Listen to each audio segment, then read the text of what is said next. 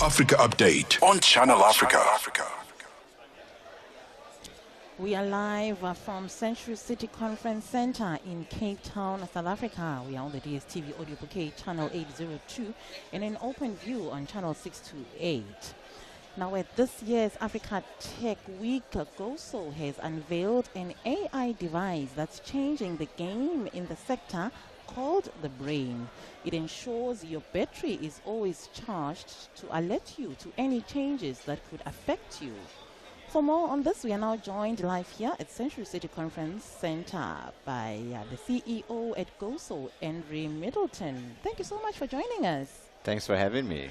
Let's first talk about, how artificial intelligence is changing the energy sector. Oh, absolutely. I think AI is changing many sectors, but energy is no different. And I think solar is one of the fastest growing energy technologies in the world. And what's important to understand about solar is often when solar energy is available, it's not necessarily when it needs to be consumed. For instance, when people are home in the evening, they're not necessarily going to have solar energy available directly. And that's why it's important that we've got batteries and we've got storage so that people can use the solar when they need it, not necessarily when it's available. And putting AI around it is really just important, because otherwise it just gets very difficult to optimize and use the technology. It becomes very manual. It becomes requires a lot of human intervention. So AI, like in many sectors, is going to be very important for the adoption of solar going forward. Talk to us about what you unveiled, the brain. How does it work? The GoSolr brain there's many elements to it. So there's a hardware device which we unveiled, which goes in our customers' homes, and that has a lot of hardware and software in it. And then there's software that we have obviously developed and run from our offices. And what it's there to do is it gives us live communication with all the systems, and it runs a whole bunch of algorithms to ensure that, depending on weather on a certain day, depending on load shedding on a certain day, depending on consumers' habits on their houses, that we maximize the usage of solar in their homes so that they bring those costly electricity bills down. And how does AI-driven solar technology compare to traditional systems? Well, I think there's traditional systems, as I mentioned, there's a mismatch between when solar is available and when it gets used. And we think between 20 and 30% improvement can come just with AI and cost savings. So I think hope that answers your question.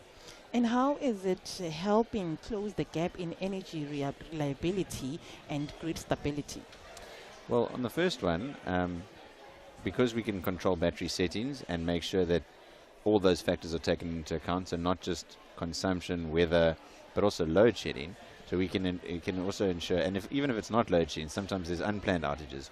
If we can make sure that the battery's at a certain level before households go into those load shedding events or unplanned outages, then we can increase their own energy reliability, and they don't have to be inconvenienced and worry about load shedding. So that's on the reliability piece.